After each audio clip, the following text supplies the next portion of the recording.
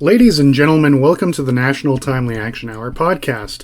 This is the show where we talk about everything from Spider-Man to Star Wars and everything in between. My name is Aidan, and I hope that you're doing well today.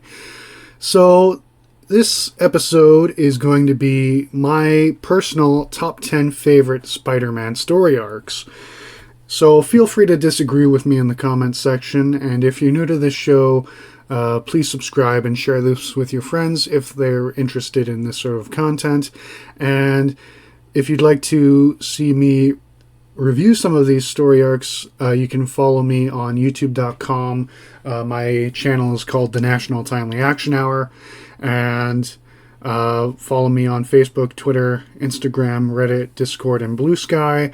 And check out my Patreon page and merch store so if you'd like to support this show financially. But getting into the actual meat and potatoes of this episode, I will be counting down from 10 being a story arc that I love but is not my favorite, and number 1 being my all-time favorite.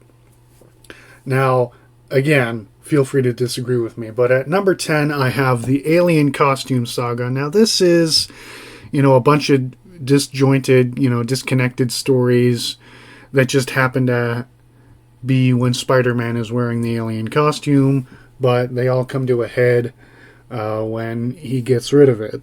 But I just really love the Alien Costume Saga. And as much as I love Spider-Man, the animated series from the 1990s, it's my favorite adaptation of Spider-Man. Everyone tries to emulate that when they adapt the alien costume because the producer of the show, Avi Arad, who was the man making the toys, he wanted to rush Venom and the Hobgoblin because they were already making toys for the show based on those characters. So he told the showrunner John Semper Jr., you gotta get Venom and Hobgoblin out ASAP because I need to sell these toys. And I like what they did story-wise. It's just that it's not a very accurate adaptation of the Alien Costume Saga, but it's still a good chunk of episodes. But everyone saw that and was like, okay, let's do that, as opposed to, I don't know, doing the actual story from the comic books or doing their own unique thing.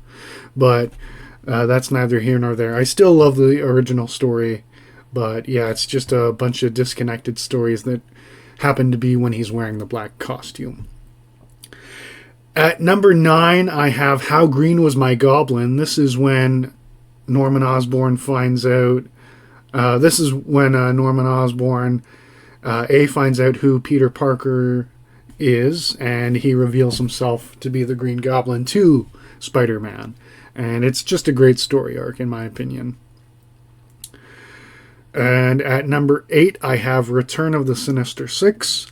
And this is a great story from the 90s, and it was just before things started going off the rails.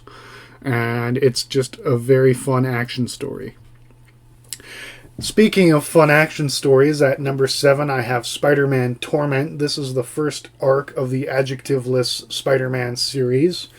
And this is a great story that features the Lizard and Kraven the Hunter's wife, Calypso, and yeah, it's just a great story, in my opinion. Speaking of Kraven and his family, at number 6 I have Soul of the Hunter, which is where Kraven's son is featured, and Spider-Man has to deal with his trauma from his last encounter with Kraven. And it is a very beautiful story, in my opinion. On that same track, at number 5, I have The Child Within, which is from the Spectacular Spider-Man series. And again, this deals with the fallout of Spider-Man's last encounter with Kraven, but deals with Vermin, who is also in that story. And it shows Vermin's origin story, and it also features Harry Osborn as the Green Goblin. And it's just an overall fantastic story. At number 4, I have The Death of Jean DeWolf. This is from Peter David's legendary run on Spectacular Spider-Man in the 80s.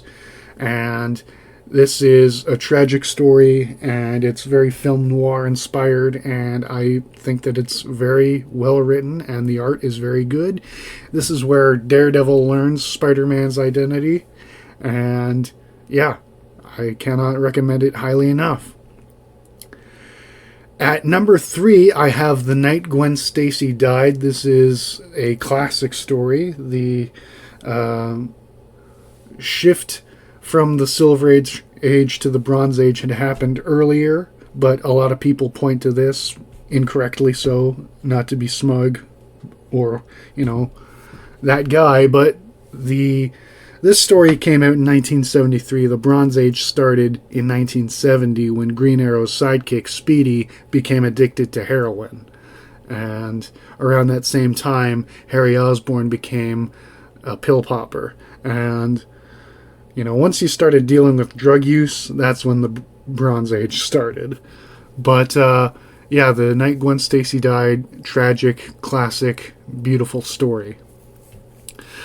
At number 2, I have one of, if not the most famous Spider-Man story arcs, If This Be My Destiny. This is from the latter half of Steve Ditko and Stan Lee's legendary opening run on The Amazing Spider-Man, and this is when he realizes he loves Gwen, and it's just a fantastic story. And we get some really cool moments with Dr. Octopus. And if you haven't already guessed, or if you already know me, then you know that my number 1 pick is Kraven's Last Hunt. This is absolute cinema, to quote Martin Scorsese. This is the cream of the crop, in my opinion. This is a beautiful, haunting, tragic, melancholic story that features Kraven the Hunter and Spider-Man in their final battle, and it is fantastic. Absolutely spectacular, amazing, ultimate, web of, unlimited, adjectiveless, friendly neighborhood, sensational, and 2099, and all of the other adjectives and jokes you can make about the various different Spider-Man titles. But jokes aside, Kraven's Last Hunt is without a doubt my all-time favorite Spider-Man story arc for all of those reasons and many more. But I don't want to take up too much of your time, and I would like to thank you for taking the time out of your day to listen to this episode of the National Timely Action Hour. Once again, my name is Aidan Vaughn, and I sincerely hope that you all have a wonderful day. Goodbye.